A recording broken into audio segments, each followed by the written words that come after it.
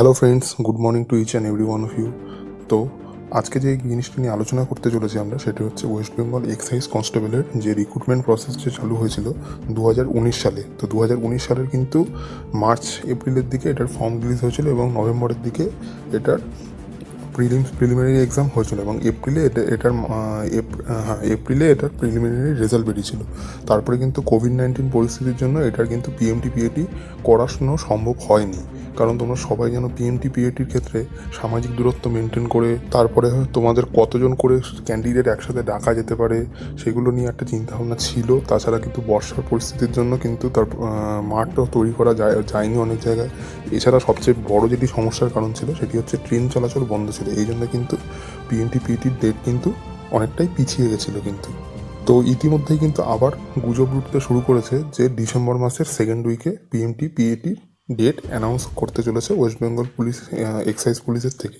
তো কিছু ইউটিউব থেকে, কিছু ফেসবুকের বিভিন্ন গ্রুপ থেকে কিন্তু এই জিনিসগুলো কিন্তু উঠে আসছে যে পিএমটি-পিএটির ডেট হতে চলেছে ডিসেম্বরের 16 বা 17 তারিখ বা হচ্ছে ডিসেম্বরের সেকেন্ড উইক নাগাদ কিন্তু এটি স্টার্ট হতে চলেছে। তো বন্ধুরা, এটার পিছনে কতটা সত্যতা আছে চলুন আজকে শুনে নেওয়া যাক।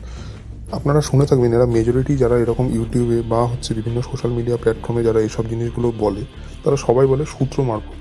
তারা কোনো দিন এটা কি বলে যে সূত্রটা কি, কোন সূত্র থেকে তারা খবর পায়? এমন কি সূত্র যেটা ওয়েস্ট বেঙ্গল পুলিশের গভর্নমেন্টের ওয়েবসাইটে আসার আগে এরা খবর পেয়ে যায়?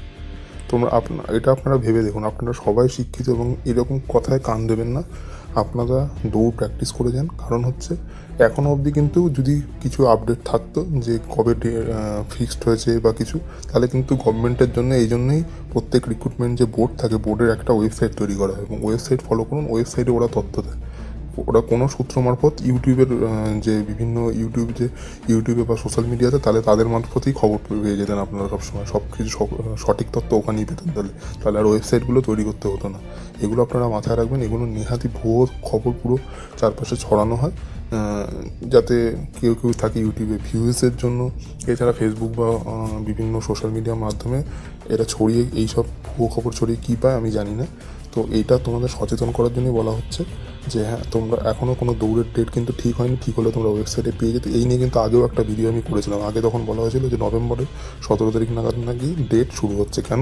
তারা কালী পূজার চলে গেলে তারপরে নাকি 16-17 তারিখ নাগাদ ডেট শুরু হবে। তখন আমি বলেছিলাম এই কথাটা যে তোমরা ওয়েবসাইট ফলো করো। তোমরা কেউ ওয়েবসাইট ফলো করো না, ইউটিউব থেকে অনেক সময় এরকম খবরগুলো নাও বা বিভিন্ন সোশ্যাল মিডিয়া প্ল্যাটফর্ম থেকে খবরগুলো নেওয়া বলে প্রবলেমের সম্মুখীন হতে হয়। তো তোমাদের কাছে এটাই বলবো যে তোমরা তোমাদের রান চালিয়ে যাও। আর এটা দেখো, যত এটা পেছাচ্ছে হয়তো তোমাদের মেন্স এক্সামের ডেট তোমরা আরও কম পাবে এত পিছিয়ে গেলে। কারণ সরকারের উপরে কিন্তু চাপ থাকবে, কারণ এটা 2019-এর রিক্রুটমেন্ট। আর তোমরা যদি ফলো করে থাকো ওয়েস্ট বেঙ্গল পুলিশের রিক্রুটমেন্টের প্যাটার্ন, এরা কিন্তু 1 বছরের মধ্যে রিক্রুটমেন্ট প্রসেস কমপ্লিট করে থাকে। কিন্তু এবার কোভিডের জন্য এটা করা সম্ভব হয়নি। তো যদি রান যদি তোমাদের ডিসেম্বরে হোক কি জানুয়ারিতেই হোক, যখনই হোক, কিন্তু তোমরা মেন্সের জন্য কিন্তু হতে পারে তোমরা কম সময় পাবে তুলনামূলকভাবে। আগে কনস্টেবল এবং জেল পুলিশের জন্য যত সময় পেয়েছিল অনেক ক্যান্ডিডেটরা, সেই তুলনায় কিন্তু তোমরা কম সময় পেতে পারো। তো তোমাদের প্র্যাকটিস করার জন্য আরও একটু সময় পেলে তোমরা প্র্যাকটিস চালিয়ে যাও। ডেট দিলে তোমরা চ্যানেলের মারফতে, আর চ্যানেলের থেকে বড় কথা হচ্ছে তোমরা অফিসিয়াল ওয়েবসাইটই পেয়ে যাবে। তো অফিসিয়াল ওয়েবসাইট অলওয়েজ ফলো রেখো। তো এটার জন্যই আজকে ভিডিওটা ছিল। তো ভিডিওটি দেখার জন্য অসংখ্য ধন্যবাদ।